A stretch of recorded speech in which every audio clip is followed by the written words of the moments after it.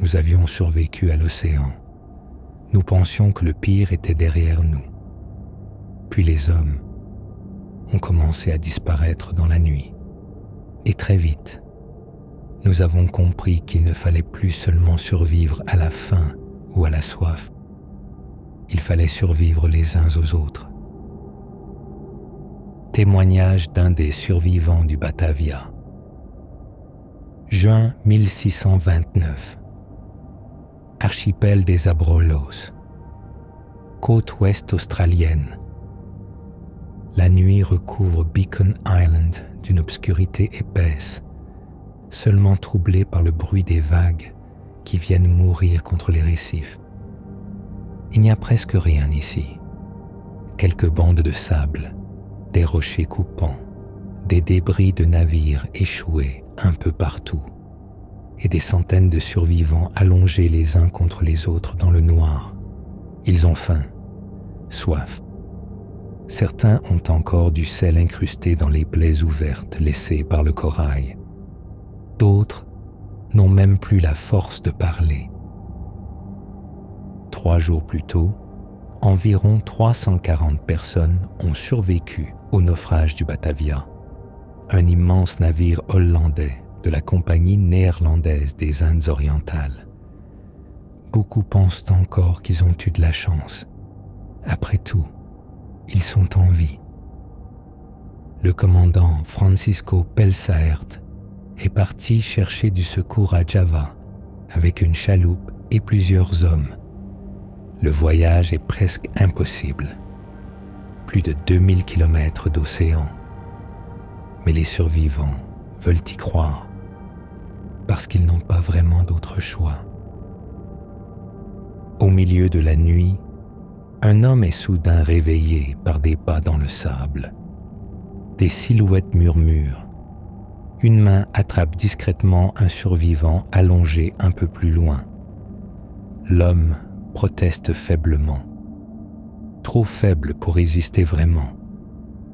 On lui dit qu'il faut déplacer des provisions, qu'il reviendra vite. Puis les silhouettes disparaissent dans l'obscurité. Quelques minutes plus tard, un cri étouffé résonne au loin, très court, puis plus rien, seulement le bruit des vagues. Au lever du soleil, l'homme n'est pas revenu. Personne ne pose vraiment de questions au début. Certains pensent qu'il a peut-être tenté de nager, d'autres qu'il est tombé des rochers pendant la nuit. Après un naufrage, les gens meurent. C'est tragique, mais normal. Puis un deuxième survivant disparaît, puis un troisième. Et lentement, quelque chose de beaucoup plus terrifiant commence à s'installer sur l'île. La suspicion. Les survivants commencent à dormir d'un seul œil ouvert. Certains cachent leurs maigres réserves d'eau sous le sable. Des groupes se forment. Les conversations s'arrêtent quand certains hommes approchent.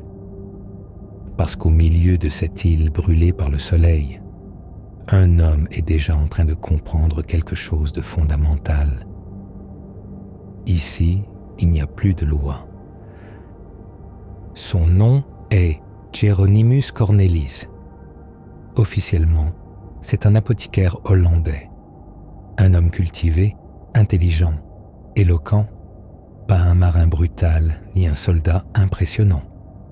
Il parle calmement, trop calmement même.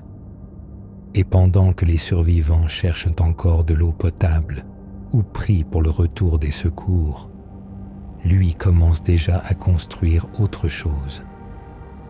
Du pouvoir. Car dans cet enfer isolé au large de l'Australie, l'océan n'est plus le principal danger.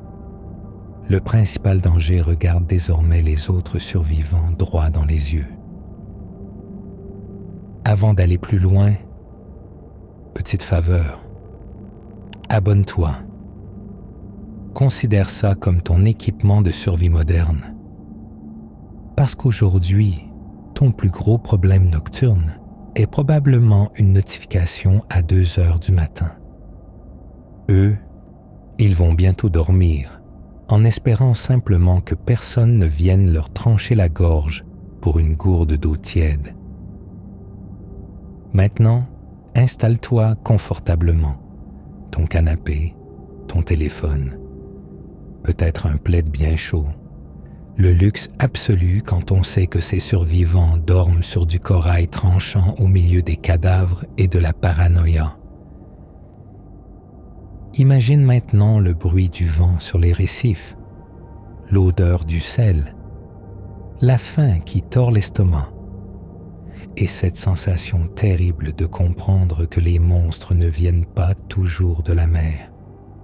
Car voici l'histoire vraie de survie du Batavia. Le Batavia quitte les Provinces-Unies à l'automne 1628. À cette époque, la Compagnie néerlandaise des Indes orientales, la célèbre VOC, est probablement l'entreprise la plus puissante du monde. Une machine commerciale gigantesque capable de déplacer des fortunes entières entre l'Europe et l'Asie. Et le Batavia est l'un de ces joyaux. Un immense navire marchand flambant neuf d'environ 50 mètres de long, construit pour traverser les océans pendant des mois avec des centaines de personnes à bord. Dans ses cales, de l'argent, des tissus, des armes, des marchandises précieuses et tout ce qu'il faut pour alimenter l'empire commercial hollandais à l'autre bout du monde. Sa destination porte exactement le même nom que le navire, Batavia, l'actuel Jakarta en Indonésie, le cœur asiatique de la compagnie. À bord, environ 340 personnes embarquent dans ce qui doit être un voyage long, dangereux, mais rentable. Des marins, des soldats, des officiers, quelques riches passagers, des femmes, des enfants. Certains espèrent refaire leur vie en Asie. D'autres cherchent simplement du travail. Quelques-uns rêvent d'aventure. Et puis, il y a ceux qui montent à bord parce qu'ils n'ont plus grand-chose à perdre, comme Hieronymus Cornelis. Avant même le départ, le voyage est déjà fragile. Le commandant officiel du Batavia s'appelle Francisco Pelsaert, un homme expérimenté, respecté par la compagnie, habitué aux longues traversées vers l'Asie. Mais au moment du départ, il est malade, très malade même. Fièvre, fatigue chronique, faiblesse physique. Pendant une partie du voyage, il peine simplement à quitter sa cabine. Et sur un navire du XVIIe siècle, une autorité affaiblie est un problème immense. Parce qu'un bateau comme le Batavia n'est pas une croisière moderne avec buffet à volonté et cocktail au bord de la piscine. C'est une ville flottante enfermée pendant des mois dans du bois humide, du sel, de la chaleur et des tensions permanentes.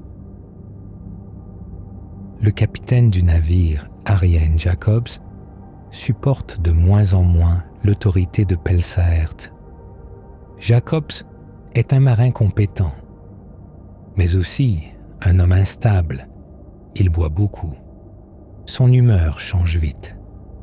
Et surtout, il déteste recevoir des ordres d'un commandant malade qui reste enfermé dans sa cabine pendant que lui dirige réellement le navire au quotidien. Très vite, les disputes commencent. Petites humiliations publiques, décisions contestées, regards de défi devant l'équipage. Rien d'explosif encore, mais suffisamment pour que tout le monde sente que quelque chose se fissure lentement à bord. Et dans l'ombre, un troisième homme observe tout cela avec énormément d'attention. Hieronymus Cornelis n'est pas marin. Avant le voyage, il était apothicaire à Haarlem. Intelligent, cultivé, Charismatique. Le genre d'homme capable de parler pendant des heures et de convaincre presque n'importe qui. Mais sa vie s'est effondrée avant le départ du Batavia. Son commerce fait faillite.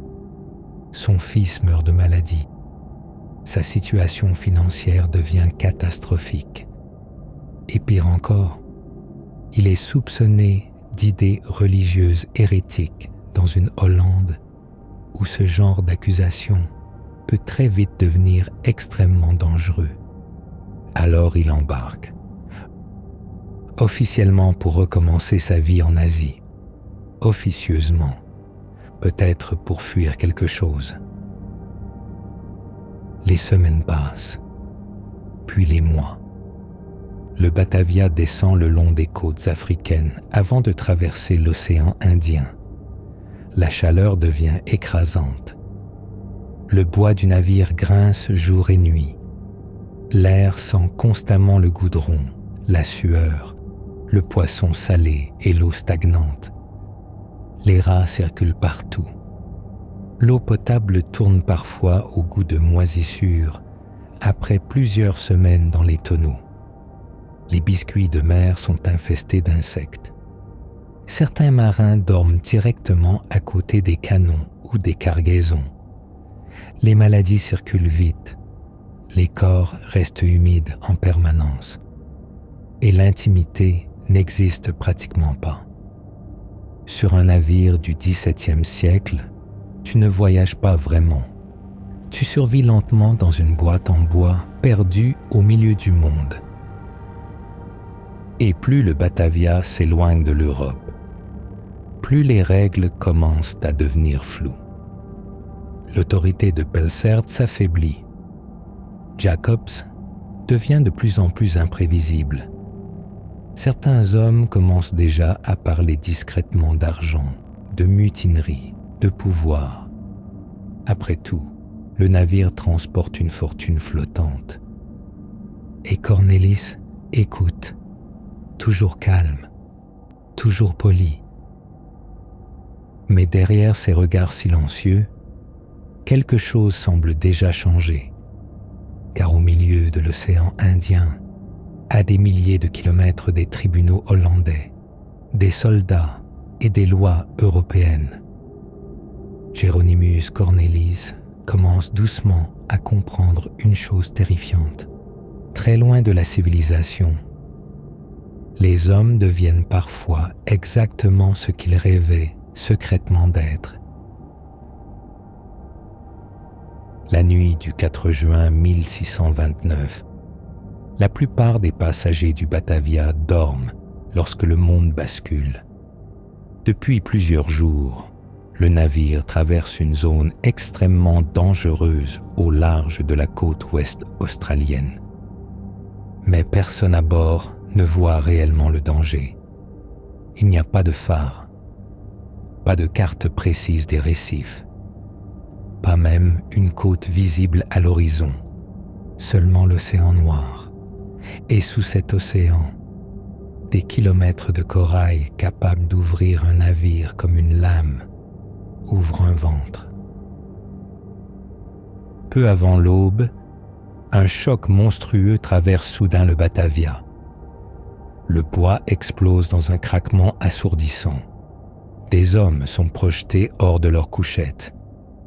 Des tonneaux roulent sur les ponts. Les mâts vibrent comme si tout le navire venait d'être frappé par un canon géant. Puis un deuxième bruit arrive. Bien pire. L'eau, une masse glaciale qui commence à envahir les ponts inférieurs à une vitesse terrifiante. Les hurlements commencent immédiatement. Dans l'obscurité, des passagers se réveillent sans comprendre. Certains courent dans les mauvais couloirs. D'autres restent coincés dans leur cabine pendant que l'eau monte brutalement autour d'eux. Des enfants pleurent. Des marins hurlent des ordres contradictoires. Le Batavia vient de frapper les récifs des Houtman Abrolhos et il est déjà condamné. À cette époque, un naufrage de nuit est presque une sentence automatique. Beaucoup de passagers ne savent même pas nager. Les lourds vêtements du XVIIe siècle deviennent mortels dès qu'ils touchent l'eau. Et surtout, il y a très peu de chaloupes pour autant de monde. Sur un navire comme le Batavia, les canons et les marchandises ont souvent plus de place que les équipements de sauvetage. Priorité de l'époque. Très vite, le chaos devient animal. Des hommes sautent directement dans l'océan Noir sans savoir où aller. Certains disparaissent presque immédiatement dans les vagues. D'autres s'accrochent désespérément au cordage ou aux morceaux du navire qui commence déjà à se briser sous la violence des récifs. Le corail éventre lentement la coque, le Batavia gémit, puis une vague plus puissante frappe le navire de côté. Et soudain, plusieurs passagers sont balayés dans l'eau comme de simples poupées de chiffon.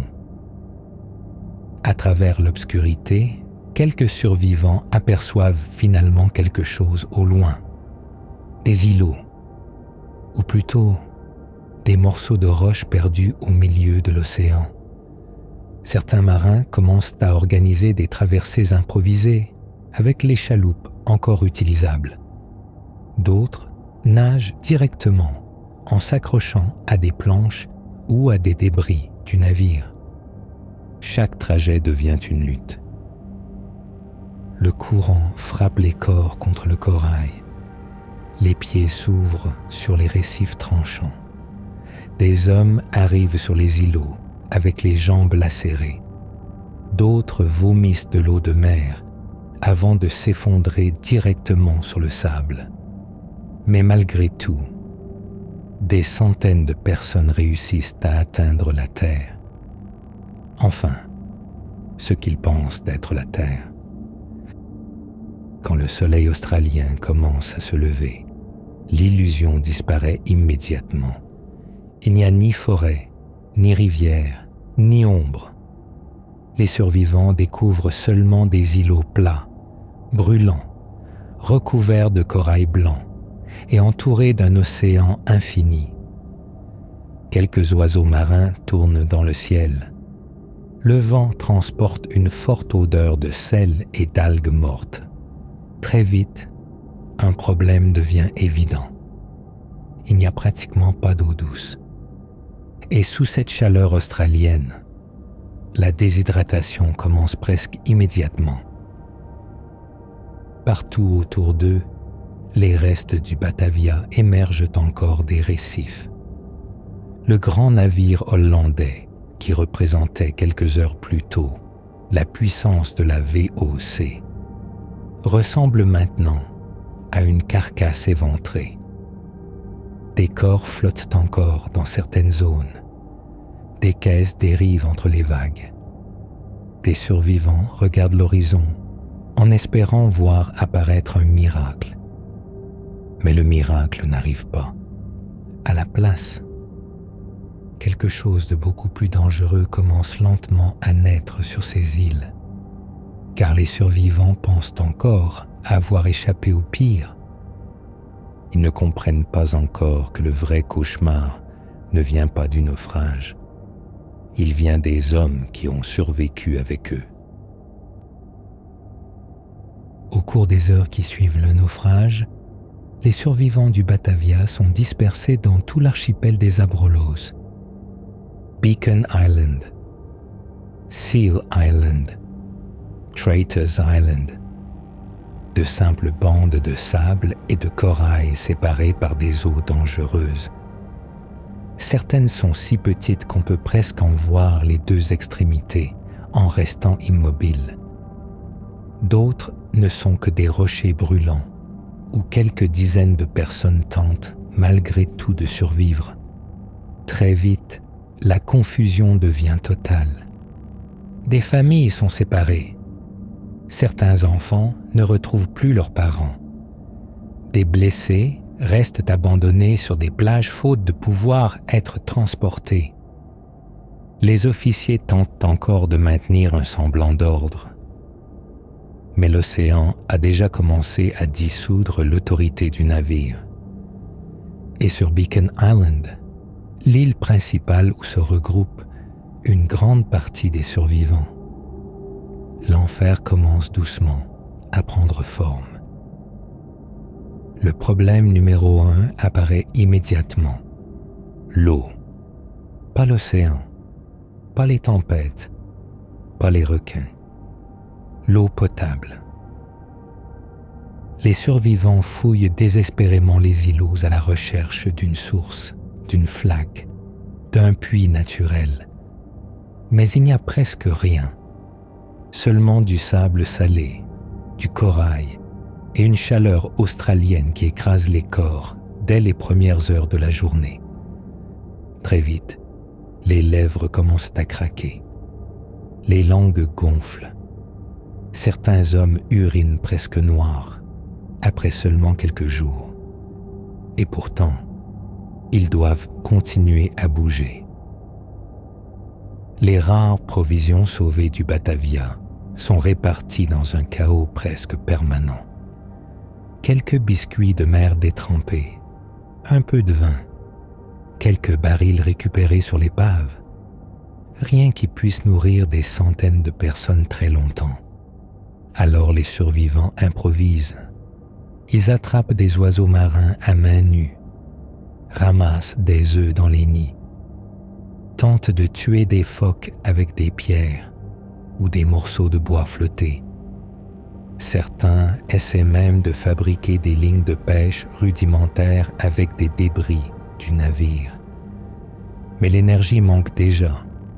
Chaque effort devient épuisant sous cette chaleur. Rapidement, certains survivants commettent une erreur terrible. Ils boivent l'eau de mer. Au début, cela soulage légèrement la gorge.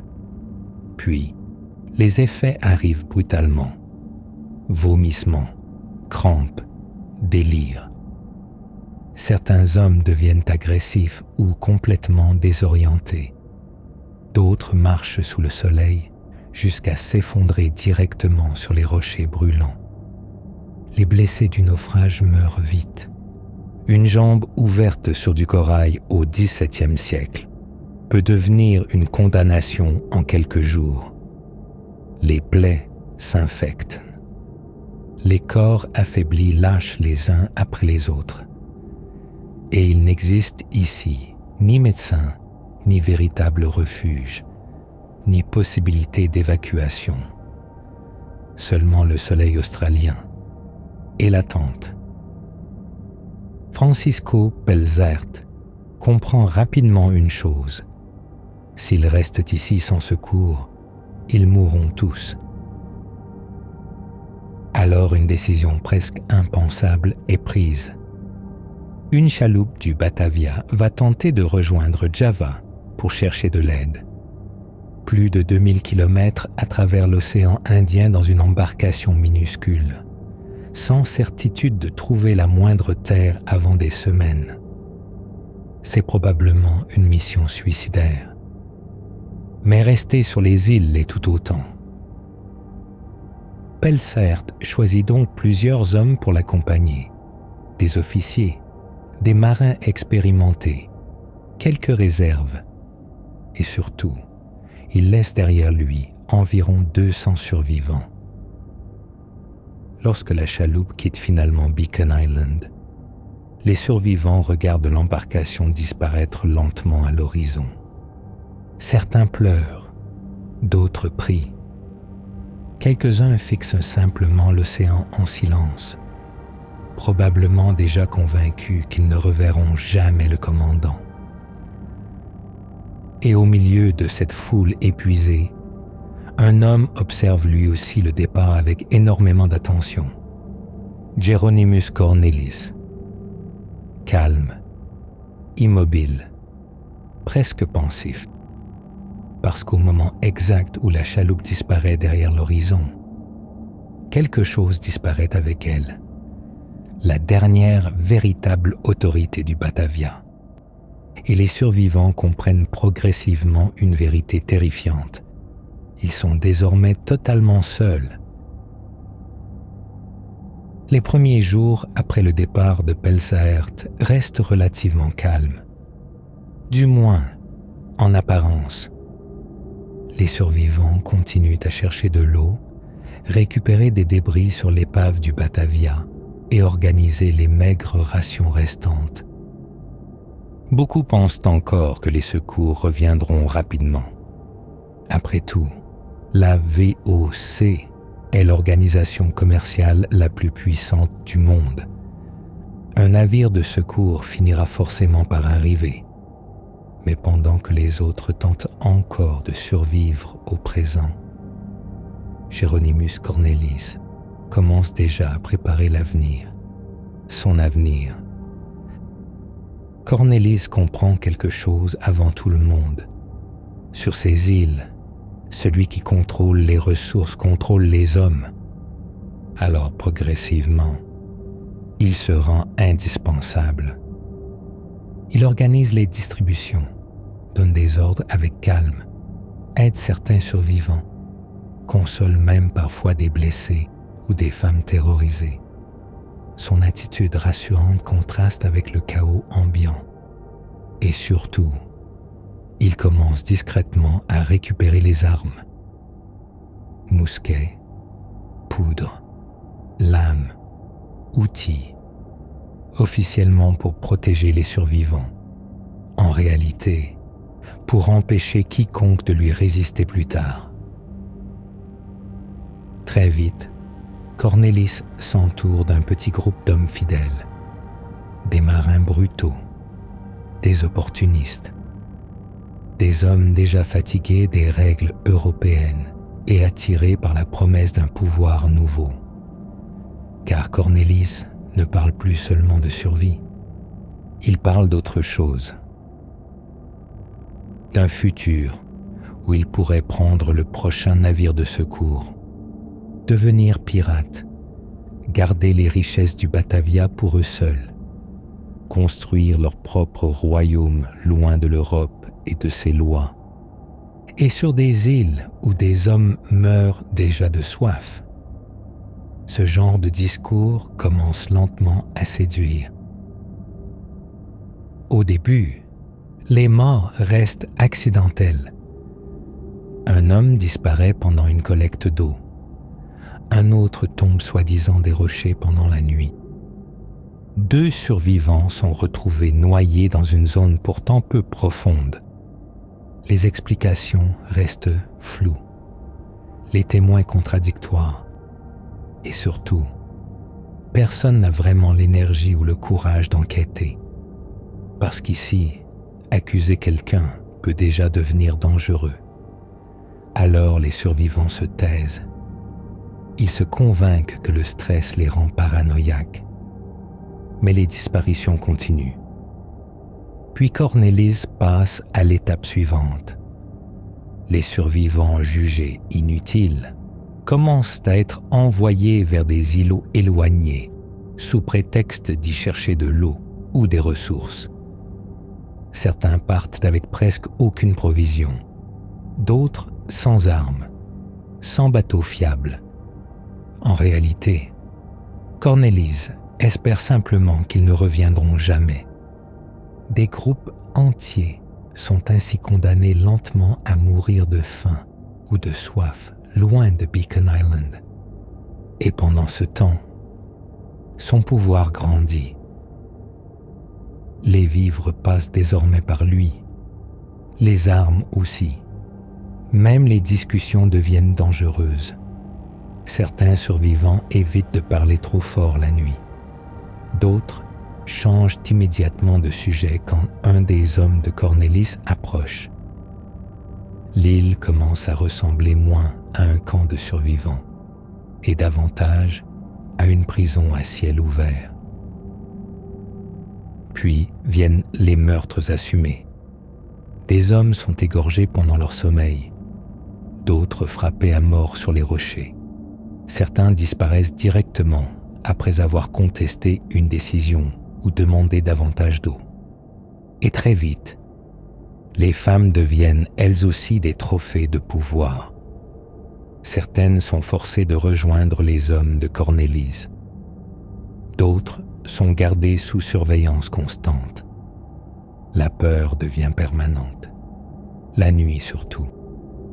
Car la nuit, sur Beacon Island, les survivants commencent désormais à écouter les bruits de pas avec terreur. Chaque mouvement dans le sable peut annoncer une exécution. Chaque murmure peut devenir une condamnation. Le plus terrifiant, c'est que presque personne n'ose résister. La faim affaiblit les corps. La peur détruit les solidarités. Les survivants ne savent plus à qui faire confiance. Certains collaborent simplement pour recevoir un peu plus d'eau ou quelques morceaux de nourriture supplémentaires. Et Cornélise observe tout cela avec un calme glaçant. L'ancien apothicaire ruiné de Harlem n'est plus seulement un survivant du Batavia. Il devient progressivement le maître absolu de l'archipel, car il comprend désormais une chose essentielle. Sur ces îles perdues au bout du monde, il peut presque faire tuer n'importe qui, et personne ne viendra l'arrêter. À mesure que les jours passent, Beacon Island cesse progressivement d'être un camp de survivants. Cela devient autre chose. Un endroit où des êtres humains commencent lentement à disparaître sans que plus personne ne trouve cela vraiment surprenant. La faim empire. Les réserves diminuent chaque semaine. Les oiseaux marins deviennent plus difficiles à attraper. Les œufs se raréfient. Même les disputes pour quelques gouttes d'eau commencent à éclater ouvertement sous le soleil australien. Et dans l'esprit de Cornélise, une logique monstrueuse finit par s'imposer. Moins il y a de survivants, plus il reste de nourriture pour les autres. Alors les meurtres deviennent systématiques. Au début, les exécutions restent discrètes. Un homme envoyé seul récupérer des provisions ne revient jamais. Une femme disparaît pendant la nuit. Un blessé trop faible pour marcher est abandonné un peu plus loin sur les rochers avant d'être retrouvé mort au matin. Puis, les méthodes deviennent plus directes. Certains survivants sont noyés volontairement pendant des traversées entre les îlots. D'autres sont conduits à l'écart sous de faux prétextes avant d'être exécutés silencieusement. Même les enfants cessent progressivement d'être épargnés. Et le plus terrifiant, c'est que la violence finit par devenir presque routinière. Les survivants mangent, dorment, cherchent de l'eau, pendant qu'autour d'eux, des gens disparaissent régulièrement, comme si l'horreur elle-même était devenue normale. La peur détruit tout. Les conversations deviennent rares. Certains survivants évitent désormais de croiser le regard des hommes de Cornélise. La nuit, beaucoup font semblant de dormir sans jamais fermer complètement les yeux. Parce qu'ici, s'endormir profondément peut devenir une erreur fatale. Le moindre bruit de pas dans le sable déclenche des paniques silencieuses. Certains cachent leurs maigres réserves sous leur propre corps.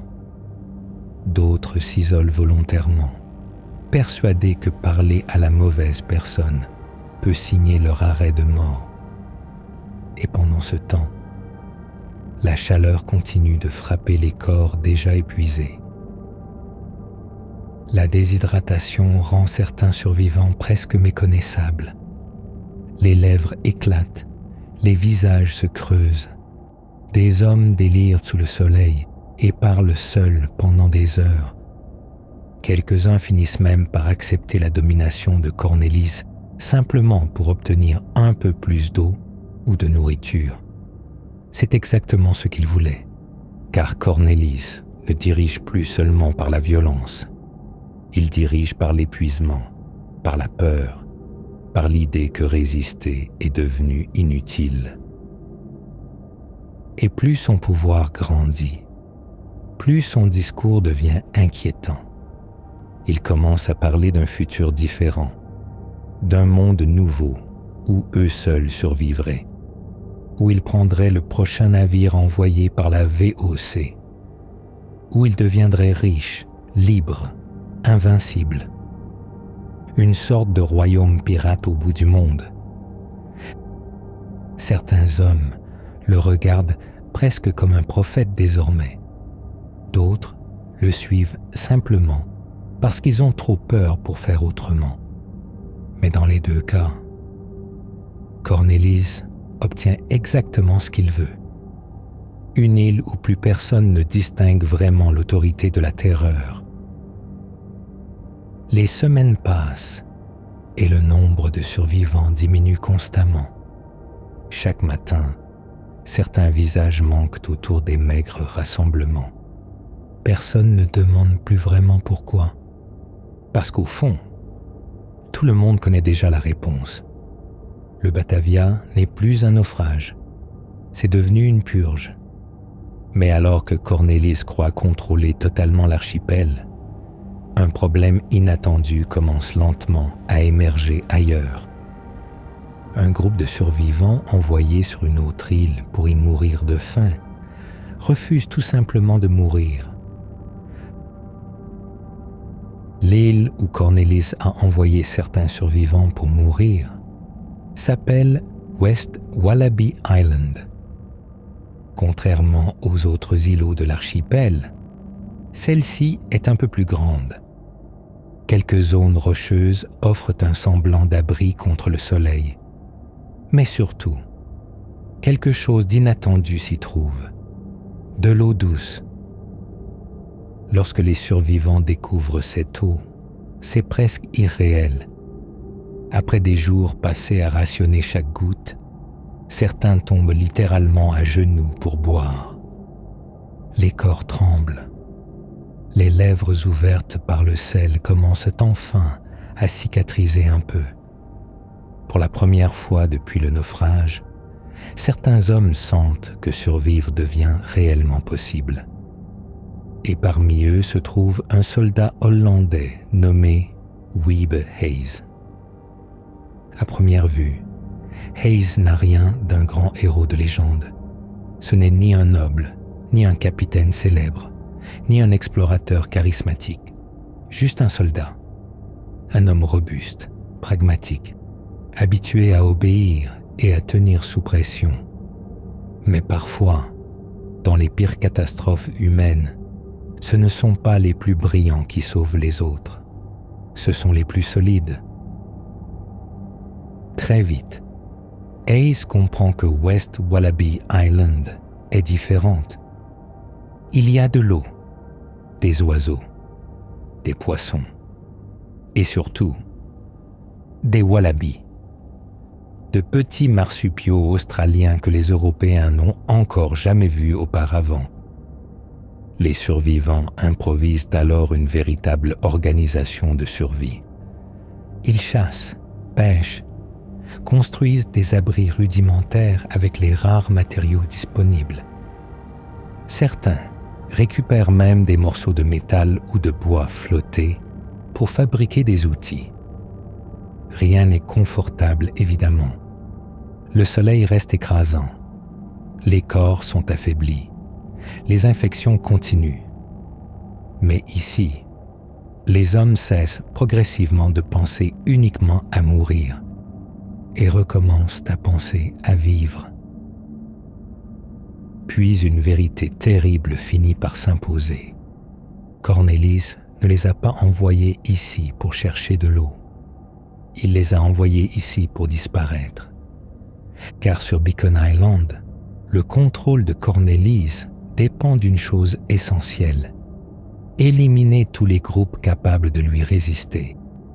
Et des soldats entraînés avec accès à des armes potentielles représentent un énorme danger pour lui. Hayes comprend alors que s'ils retournent sans préparation, ils seront probablement exécutés comme les autres. Alors, pour la première fois depuis le naufrage, une véritable résistance commence à naître. Les survivants de West Wallaby Island transforment progressivement leur camp en forteresse improvisée. Ils fabriquent des lances avec des morceaux de bois dur, des gourdins avec des débris du Batavia. Des positions de surveillance sont organisées près des plages. Même les déplacements autour de l'île deviennent stratégiques et surtout, ils restent constamment sur leur garde parce qu'ils savent maintenant que le principal danger ne vient plus de l'océan. Il vient des autres survivants. Historiquement, ces structures rudimentaires construites par le groupe de Hayes sont probablement les premières installations militaires européennes connues sur le sol australien. Une véritable petite guerre de survie est en train de naître au bout du monde. Pendant ce temps, sur Beacon Island, Cornelis commence lui aussi à comprendre que quelque chose ne tourne pas comme prévu. Les hommes envoyés sur West Wallaby Island ne meurent pas. Pire encore, ils survivent suffisamment longtemps pour devenir une menace. Et pour un homme qui rêve désormais de prendre le prochain navire de secours et de bâtir son propre royaume pirate, laisser vivre une opposition armée devient impensable. Alors Cornelis prend une décision. Les hommes de Weber Hayes doivent désormais être éliminés par la force. Les premières attaques commencent discrètement. Quelques hommes de Cornelis débarquent sur West Wallaby Island sous prétexte de négocier. Officiellement, ils viennent demander de l'eau ou proposer un échange de provisions. Mais Hayes comprend immédiatement le piège, parce qu'à Beacon Island, ceux qui discutent avec Cornelis finissent généralement morts quelques heures plus tard. Alors les soldats restent armés, et cette méfiance va leur sauver la vie. Très vite, les affrontements deviennent ouverts. Des groupes de mutins traversent les récifs pour attaquer le camp de Hayes. Certains sont armés de mousquets récupérés sur le Batavia. D'autres portent simplement des lances improvisées, des couteaux ou des morceaux de bois taillés grossièrement. Les combats sont chaotiques. Pas de lignes militaires élégantes, pas de grandes stratégies héroïques. Seulement des hommes affamés, brûlés par le soleil, qui se battent sur des plages de corail, au milieu des vagues et des rochers tranchants. L'un des premiers affrontements éclate directement dans l'eau peu profonde près du rivage. Les hommes glissent sur les récifs, tombent, se frappent avec des pierres, tentent d'arracher les armes des mains adverses pendant que les vagues viennent éclater autour d'eux. Une guerre primitive, presque animale. Mais contre toute attente, les hommes de Hayes résistent. Encore, puis encore, et cela change tout. Parce que jusqu'ici, Cornelis dominait surtout des survivants terrorisés, désorganisés et affamés. Face à Hayes, il rencontre enfin quelque chose qu'il ne contrôle pas. Des hommes décidés à se défendre jusqu'au bout. Les soldats de West Wallaby savent parfaitement ce qui les attend s'ils perdent. Ils ont entendu les récits des massacres, les disparitions, les exécutions nocturnes. Ils savent que Cornelis ne laissera jamais de témoin capable de parler lorsque le navire de secours reviendra. Alors chaque combat devient simple, gagner ou mourir. Hayes organise ses hommes avec un pragmatisme glaçant. Des postes de surveillance sont installés sur les points élevés de l'île. Les armes récupérées sont distribuées soigneusement. Même les pierres deviennent des ressources stratégiques. Certains survivants passent leur journée à préparer des projectiles, pendant que d'autres surveillent l'horizon. Et peu à peu, l'avantage change de camp. Les mutins commencent à subir des pertes. Leur peur grandit, parce qu'ils découvrent à leur tour quelque chose de terrifiant. Les hommes qu'ils pensaient condamnés à mort sont désormais capables de les tuer. Puis vient le moment que Cornelis n'avait probablement jamais imaginé. Lors d'une nouvelle tentative d'attaque ou de négociation forcée, Wiebe Hayes et ses hommes réussissent à capturer Hieronymus Cornelis lui-même, le manipulateur, le maître autoproclamé de l'archipel, l'homme qui terrorisait des centaines de survivants depuis des semaines. Lorsqu'il le ligote, quelque chose change immédiatement.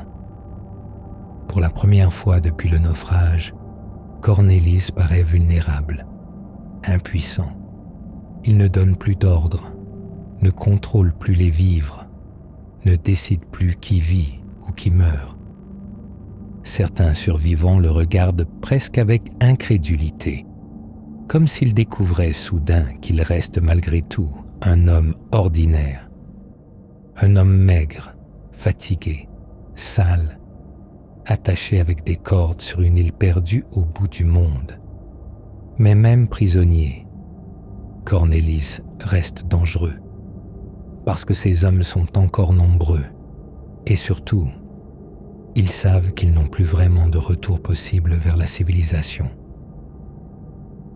Pendant plusieurs jours, les affrontements continuent autour de l'archipel. Puis un matin, quelque chose apparaît à l'horizon. Une voile, très petite d'abord, puis de plus en plus nette sous le soleil australien. Le navire de secours est enfin revenu, et soudain, toute la guerre des survivants bascule une dernière fois. Le navire qui apparaît à l'horizon s'appelle le Sardam.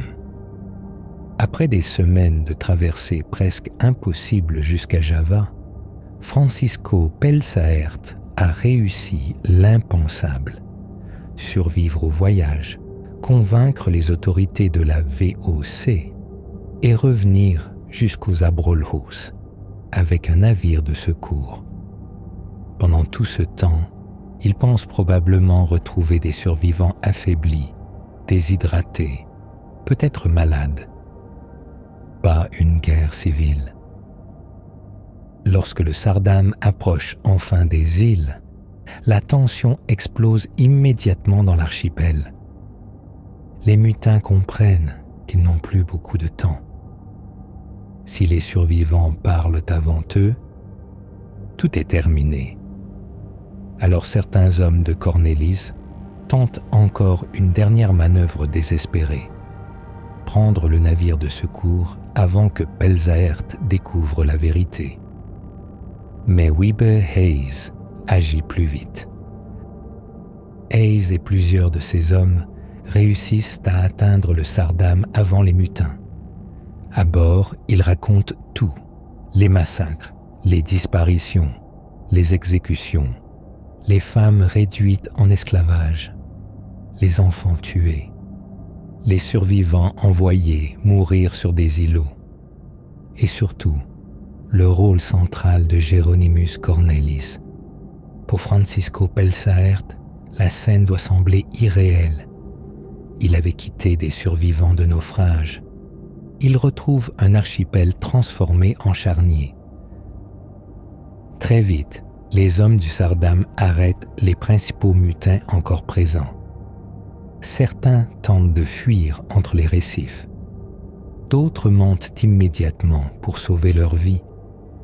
Quelques-uns accusent même leurs propres compagnons. Mais les témoignages des survivants deviennent rapidement impossibles à ignorer. Partout, les traces du massacre apparaissent. Des corps enterrés à la hâte, des fosses improvisées, des survivants traumatisés incapables parfois de raconter clairement ce qu'ils ont vu. Même plusieurs semaines après les meurtres, la peur semble encore coller aux îles comme une seconde peau. Puis vient la justice, ou du moins la version du XVIIe siècle. Les procès commencent directement sur les îles des Abrolhos. Pas de longs débats élégants dans un tribunal européen. Ici, tout va vite, très vite. Les principaux accusés sont interrogés brutalement. Certains subissent des tortures judiciaires pour obtenir des aveux. Les confessions s'enchaînent. Les responsabilités remontent progressivement jusqu'à Cornelis. Et plus les témoignages tombent, plus l'ampleur réelle de l'horreur devient claire. Plusieurs mutins sont condamnés à mort presque immédiatement. Certains sont pendus directement sur les îles. D'autres mutilés avant leur exécution, selon les pratiques judiciaires de l'époque. Des mains sont coupées, les corps exposés comme avertissement. Quant à Géronymus Cornelis, l'homme qui rêvait quelques semaines plus tôt de devenir roi pirate au bout du monde, finit attaché devant ceux qu'il terrorisait encore récemment. Son royaume aura duré quelques semaines. Mais l'histoire du Batavia reste étrange jusqu'au bout. 2 mutins considérés moins importants reçoivent une punition différente. Au lieu d'être exécutés, ils sont abandonnés sur la côte australienne continentale avec quelques maigres provisions. Puis le Sardam repart. Et ces 2 hommes disparaissent dans l'immensité sauvage australienne. Historiquement, ils sont peut-être parmi les premiers Européens connus à avoir vécu durablement sur le continent australien. Une conséquence presque absurde d'un des pires naufrages de l'histoire maritime. Lorsque le Sardam quitte finalement les Abrolhos, l'archipel retrouve lentement son silence. Mais derrière lui, le Batavia laisse quelque chose de beaucoup plus sombre qu'une simple épave. Il laisse des dizaines de morts, des survivants traumatisés à vie, et surtout, une vérité profondément dérangeante sur l'être humain. Car l'océan n'a pas créé les massacres des Abrolhos.